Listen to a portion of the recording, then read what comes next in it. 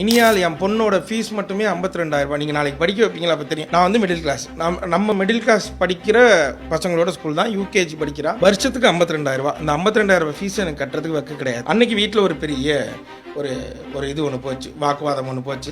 இவ்வளோ நாள் நீங்கள் பண்ணது குழந்தை ஃபீஸ் கூட கட்டுறதுக்கு உங்களால் முடியலன்னா அப்புறம் எதுக்கு இந்த வேலையை நம்ம செய்யணும்? வேண்டாம், விட்டுருங்க. நானும் வேலைக்கு போகிறேன், நீங்களும் வேலைக்கு போங்க. வேற ஏதாவது ஒரு வேலை, மாதம் 25,000 ரூபாய் சம்பாதிக்கிறதுக்கு ஒரு வேலைக்கு போங்க போதும் அப்படின்ற ஒரு மென்டாலிட்டிக்கு வந்தாச்சு ரெண்டு பேரும். அதுக்கப்புறம் எனக்கு வேற வேலைக்கு போகிறதுக்கு எனக்கு பிடிக்கல. நான் சேனல் ஆரம்பிக்க போகிறேன் அப்படின்னு போய் நான் அதுக்கப்புறம் விக்னேஷ்காந்த் சொல்கிறேன். எனக்கு ஒரு சின்ன பேக்கப் இருக்குது, இருந்தாலும் இதை வச்சு மட்டும் என் குடும்பத்தை நடத்திட முடியுமான்னு எனக்கு தெரியல.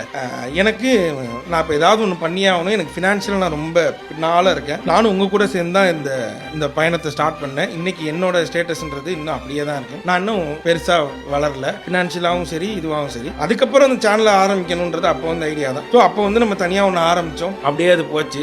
நமக்கு தெரிஞ்சது தெரியாது. இப்போ வந்து நமக்கு யாரோட கண்ட்ரோலும் நமக்கு இல்லை. நமக்கு இது பண்ணணும் அது பண்ணக்கூடாது அப்படின்றதான் கிடையாது. நம்ம எடுக்கிற முடிவு தான், இது நம்மளோட சேனல் அப்படின்னும் போது நான் முழுக்க இவங்களை நம்பி மட்டும்தான் ஆரம்பித்தேன். இவங்க கொடுத்த சப்போர்ட்டு இன்னைக்கு இங்கே வந்து உட்காந்துருக்கேன். இன்னைக்கு நான் என்னால் நல்லா சாப்பிட முடியும், என் குழந்தைங்க என்னால் ஃபீஸ் கட்ட முடியும், என்னை சுற்றி இருக்கவங்களை என்னால் நல்லா பார்த்துக்க முடியும், அவங்களுக்கும் அவங்க என்னென்ன தேவையோ அதெல்லாம் பார்த்து என்னால் செஞ்சிட முடியும். அந்த கட்டத்தில் இருக்கேன்னா அதுக்கு இந்த இடம், இந்த இவங்க கொடுத்த சப்போர்ட்டு இதுதான் காரணம்.